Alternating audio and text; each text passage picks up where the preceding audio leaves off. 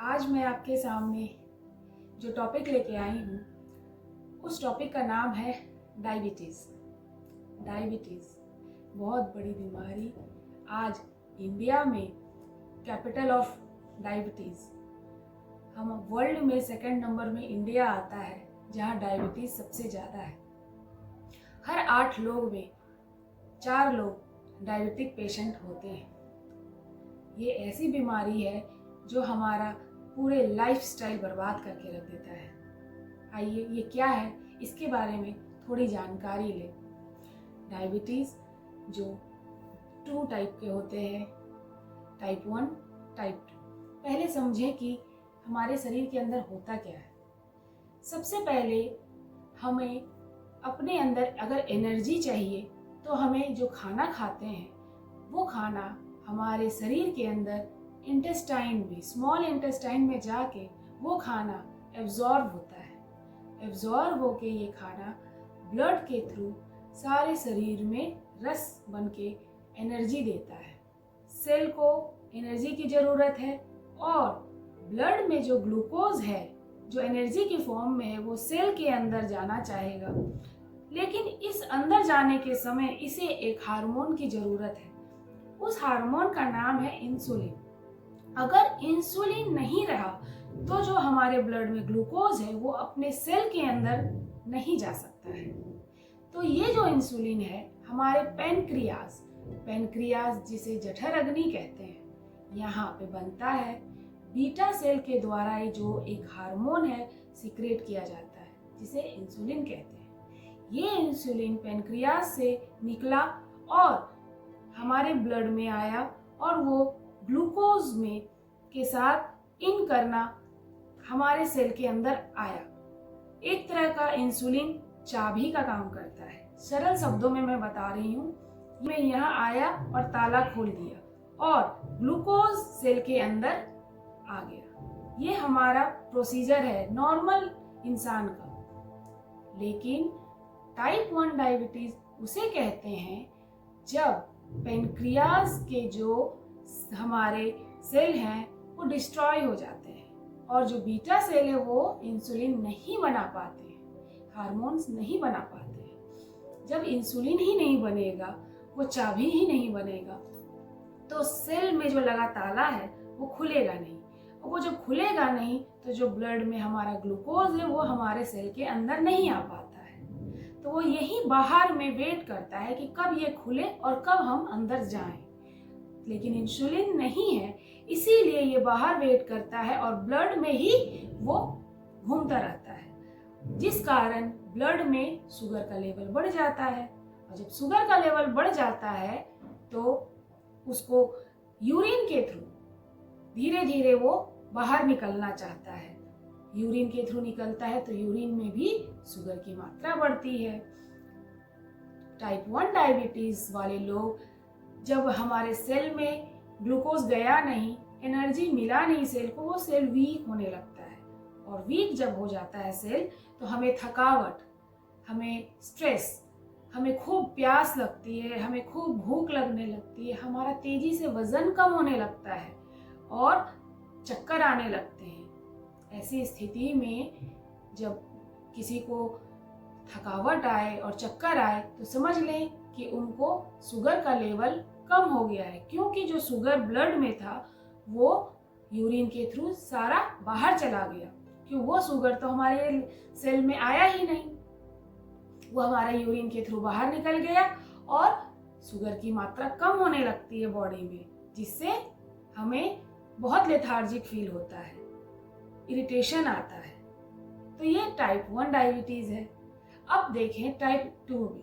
Type 2 diabetes में क्या होता है, जब पेनक्रियाज जो है उसमें जो बीटा सेल है वो इंसुलिन तो सीक्रेट करते ही हैं और इंसुलिन बनता है और इंसुलिन बन के आता भी है, लेकिन क्या होता है ग्लूकोज जो है इतनी अधिक होती है, सेल को जितना जरूरत होता है उतना ले तो लेता है, एक्स्ट्रा ग्लूकोज को वो कहाँ रखेगा, वो ग्लाइकोजेन में कन्वर्ट करके इंसुलिन कन्वर्ट करता है ग्लूकोज को ग्लाइकोजेन में। और ये ग्लाइकोजेन हमारे मसल्स में और हमारे लीवर में स्टोर रहता है कि जब जरूरत पड़े सेल को तो हम वहां से ले सके उस ग्लूकोज को जो ग्लाइकोजेन में कन्वर्ट है। और जब वो उसको लेगा तो उसको ग्लूकागॉन उस ग्लाइकोजेन को ग्लूकोज में कन्वर्ट कर देगा, फिर उसका यूज हो जाएगा। लेकिन यहाँ इंसुलिन क्या कर रहा है, बन तो रहा है टाइप 2 डायबिटीज में, लेकिन उस एक्स्ट्रा जो ब्लड है में हमारा एक्स्ट्रा जो ग्लूकोज है उसको ग्लाइकोजेन में नहीं कन्वर्ट कर पा रहा है। हमारे इंसुलिन का रिसेप्टर डिस्ट्रॉय हो गया है। तो इंसुलिन बन रहा है लेकिन वो उसका रिसेप्टर जब डिस्ट्रॉय हो गया है तो जो ग्लूकोज है वो ग्लाइकोजेन में नहीं बना पा रहा है और उसको स्टोर नहीं कर पा रहा है। तो फिर से ये एक्स्ट्रा ग्लूकोज जो है हमारे ब्लड में ही फ्लो करते रहता है और सारे तत्व हमारे यूरिन के थ्रू निकल जाता है। डायबिटीज पेशेंट को बहुत यूरिन होता है। यूरिन फ्रीक्वेंसी मात्रा में सुबह भी होता है, रात में सोते वक्त भी 5 से 8 बार यूरिन निकलता है। और इससे धीरे धीरे वजन भी कम होता है, थकावट होती है, वीकनेस आने लगती है। देखेंगे जिनको डायबिटीज है उससे 10 तरह की बीमारी, सबसे पहले जिनको ज़्यादा स्ट्रेस जो लेते हैं उनको तो होती ही है ये डायबिटीज।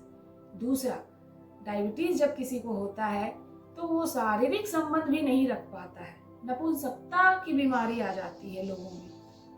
डायबिटीज जिनका कम है उस वक्त अगर उनको तत्काल एक गिलास पानी में 1 चम्मच गुड़ मिलाकर और नींबू के 2-4 बूंद और थोड़ी सी चुटकी भर सेंधा नमक मिलाकर उसे 1 गिलास ये गुड़ का रस दे दें तो उसकी डायबिटीज कंट्रोल होने लगती है, शुगर लेवल नॉर्मल होने लगता है। जिनको डायबिटीज ज़्यादा है, जिनका डायबिटीज लेवल अधिक है, उनको डेयरी प्रोडक्ट या दूध या उससे रिलेटेड कोई भी चीज़ का सेवन नहीं करना चाहिए। तेली जो ऑयली चीज़ होती है, ऑयली चीज़ का भी सेवन ना करें, इससे और भी ज़्यादा मात्रा में हमारे शरीर में फैट बढ़ता जाएगा। आइए अब देखते हैं घरेलू उपचार कि अगर किन्हीं को डायबिटीज़ है तो वो घर में रह के क्या कर सकते हैं। मेडिकल ट्रीटमेंट तो जो है वो चलेगा ही, क्योंकि डायबिटीज़ 2 तरह के होते हैं। एक अनुवांशिक जेनेटिक, वो क्योर नहीं किया जा सकता है, लेकिन जिसको डायबिटीज़ डायग्नोसिस तुरंत हुआ है, उनका तत्काल डायग्नोसिस हुआ है डायबिटीज़, तो वो अपने लाइफस्टाइल के थ्रू अपने डायबिटीज़ को थोड़ा कंट्रोल करने लगते हैं और सुधार सकते हैं। तो आयुर्वेदा में बताया गया है कि जिनको डायबिटीज है वो जामुन, जो बहुत अच्छा है, जामुन खाएं। जामुन जो एक फल होती है उसे जितना ज़्यादा खाएंगे उनके लिए अच्छा है, ब्लड का प्यूरिफिकेशन करता है। जामुन की जो गुठली होती है उस गुठली के पाउडर बना के रख लें। 2 चम्मच 3 चम्मच प्रतिदिन गुनगुने पानी के साथ उसका सेवन करें, आपको बहुत आराम मिलेगा। और जामुन के पत्ते उसकी चटनी बना के उसे गर्म पानी के साथ लें, वो बहुत फायदा करेगा। इसी प्रकार करेला, बहुत फायदे इसके। करेले के बीज के भी पाउडर बना के अगर 1 से 2 चम्मच अगर रोज खाया जाए तो वो भी ब्लड का प्यूरिफिकेशन करता है। अगर जामुन की गुठली के पाउडर बना लें और इधर करेला, उसके भी जो बीज होती है उसके भी सुखाकर पाउडर बना लें, दोनों एक मात्रा में रखें मिला के और उसे भी सेवन करें, आपको जरूर फायदा होगा। रात में 1 गिलास गर्म पानी में 2 चम्मच मेथी के दाने भिगो दें और सुबह उस मेथी के दाने को चबा चबा कर खाएं और उस पानी का खाली पेट सेवन करें, इससे भी आराम मिलेगा। छोटे छोटे आयुर्वेदा के टिप्स हैं जो आपके लिए बेनिफिट करता है। अब आते हैं हम अपने आसनों में। आइए कुछ डायबिटीज से रिलेटेड कुछ आसन है जो मैं आपके साथ शेयर कर रही हूँ। सबसे पहले हम आते हैं वक्रासन। वक्रासन में पहले ऐसे दंड आसन में बैठेंगे, फिर एक पैर फोल्ड करेंगे। अगर ये राइट है तो लेफ्ट हैंड ऐसे हमारे यहाँ के ऑर्गन्स दबना चाहिए। इसे यहाँ रखें, यहाँ रखें, ना आए तो बस इतना आधा ही रखें और हाथों को ये जो कंधा है इधर से ऐसे देखने की कोशिश और होल्ड करें।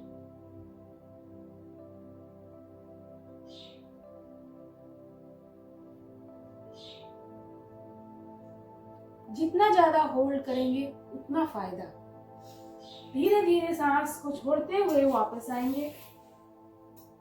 फिर से अपोजिट, इसको जितना ज्यादा दबा सकते हैं दबाएंगे और अपोजिट हाथ से पहले हाथ ऊपर, सांस छोड़ते हुए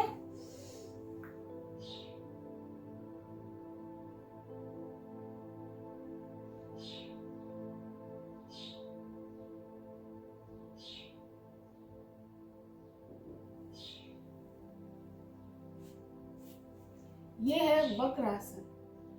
नेक्स्ट है अर्ध मत्स्येंद्र आसन। इसमें क्या करते हैं, ये थोड़ा एडवांस है। इसमें पैर को ला के यहाँ अपोजिट रखते हैं और ये वाले पैर को धीरे धीरे अपने कूल्हे के पास। अब ये हाथ अपोजिट और ये हाथ कमर के पीछे।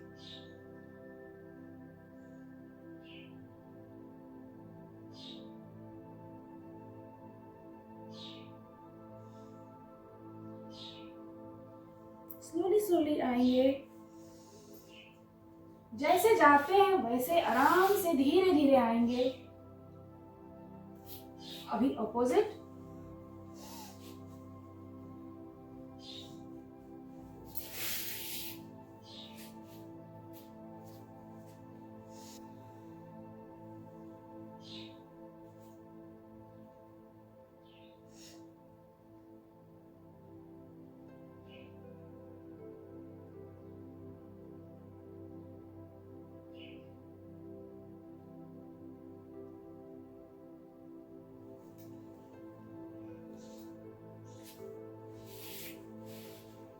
अपनी क्षमता बढ़ाते हुए जितना ज़्यादा होल्ड करेंगे उतना फायदा। हमने जितना होल्ड किया, हमारे इधर पैनक्रियाज, इधर लीवर दबा। एक साइड पैनक्रियाज दबा, एक साइड लीवर दबा। पैनक्रियाज दबा तो वो इंसुलिन सिक्रेट करने लगता है। लीवर दबा तो जिनको फैटी लीवर का प्रॉब्लम है उनके लिए भी बहुत अच्छा है। तो ये बहुत फायदेमंद है। अब हम आएंगे गोमुख आसन। गोमुख आसन में बैठ के पहले राइट नीचे, लेफ्ट ऊपर, गौ की तरह मुख एक के ऊपर, घुटना एक समान। जो पैर नीचे है वही हाथ नीचे, जो पैर ऊपर है वही हाथ ऊपर, और इसको स्ट्रेच करेंगे।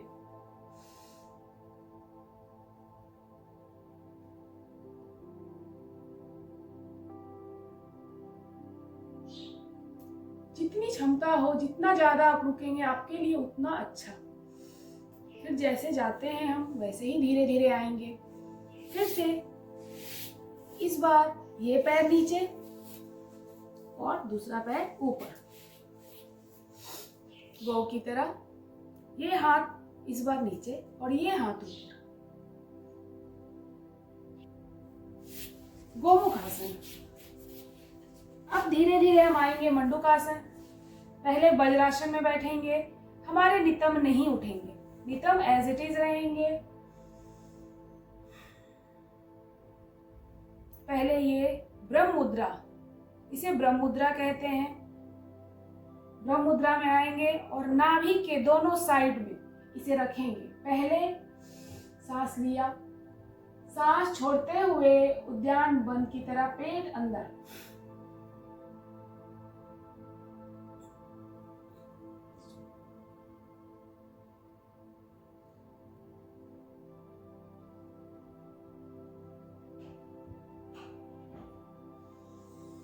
सांस लेते हुए आएंगे। इस बार हाथ खोल दें और नाभि के ऊपर दूसरा दायां नाभि के सांस छोड़ो।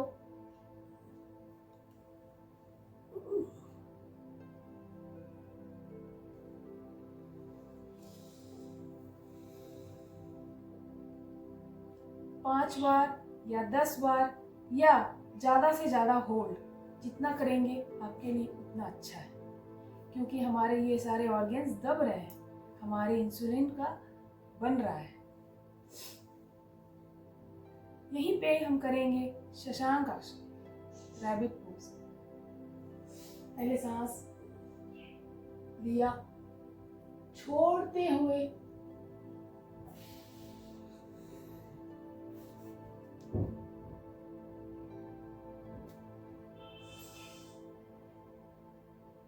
जैसे जाते हैं वैसे ही आराम से आएंगे। Camel pose, Ushtrasana. यहीं पे स्टैंड। जो बिगिनर्स हैं वो पैर को ऐसे उठा ले और हाथ को यहाँ ऐसे रखें।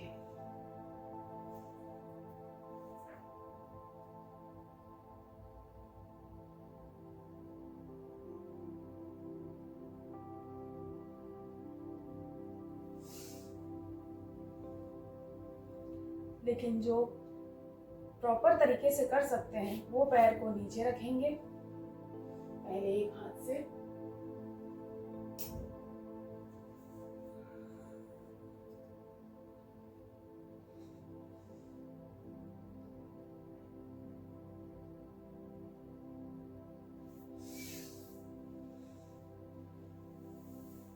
आराम से वापस जैसे गए वैसे आएंगे।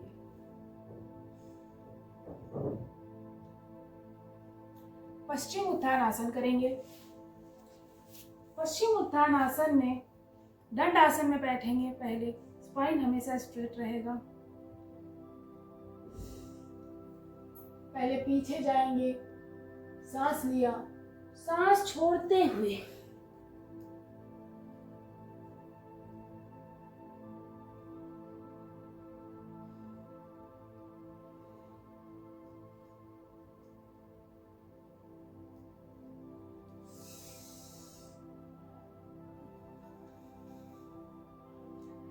यह है पश्चिमोत्तान आसन। इसे भी 8 से 10 बार करें। सर को जितना ज़्यादा अपने घुटने के पास लाएंगे, हमारे ऑर्गन्स उतनी ज़्यादा दबेंगे। तो अपनी क्षमता से धीरे धीरे अपनी स्टेमिना बढ़ाएं। ये तो कुछ बैठ के हमने बताया, आइए कुछ हम अभी लेट के आपको कुछ बता रहे हैं। भुजंगासन।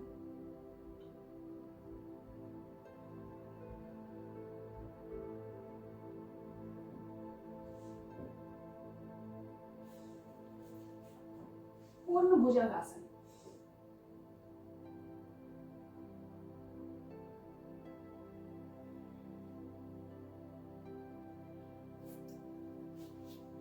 सर्वासन।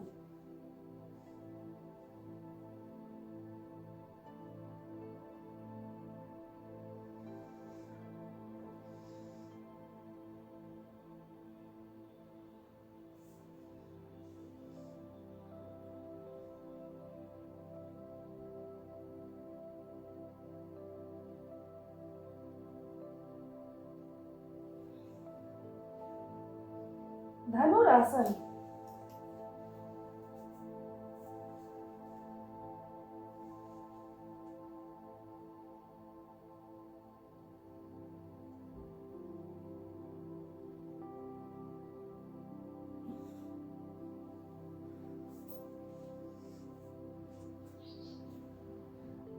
अर्धहल आसन।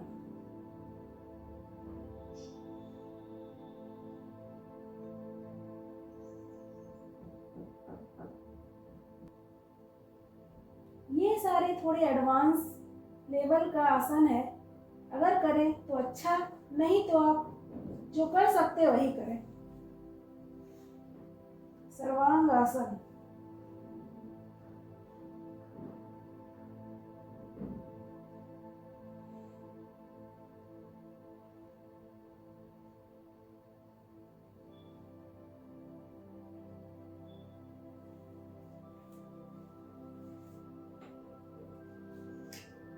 हर आसन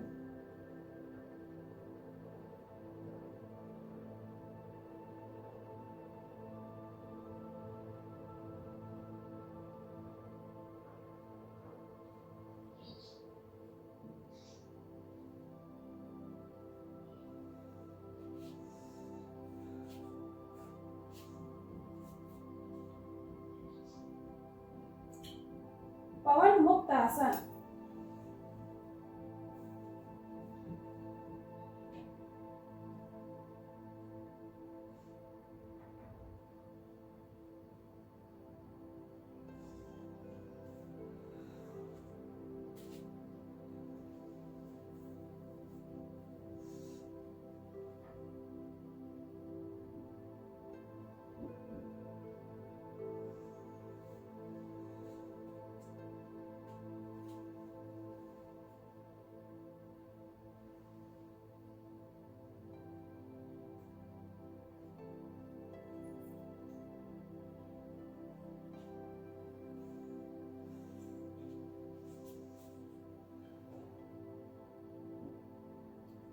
चक्रासन,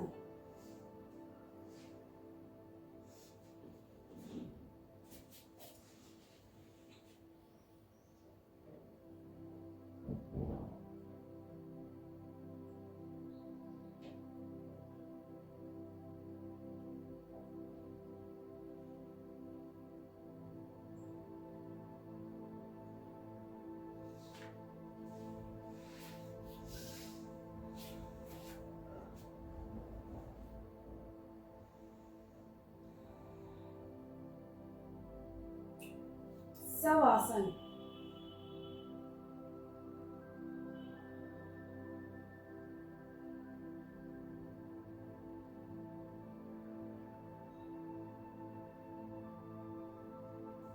शीर्षासन। जब भी शीर्षासन करें, कोशिश करें आप वॉल के पास करें। अगर आप डगमगाएं तो वॉल का सहारा ले सकें।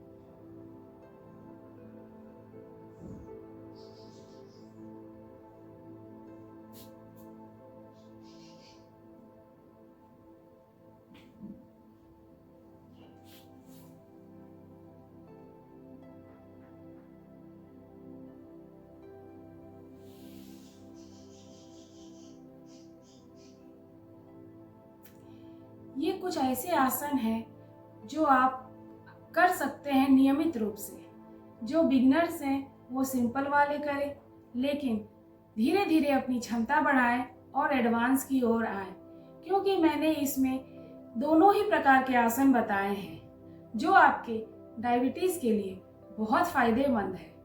आप स्वस्थ रहें, चुस्त रहें, तंदुरुस्त रहें।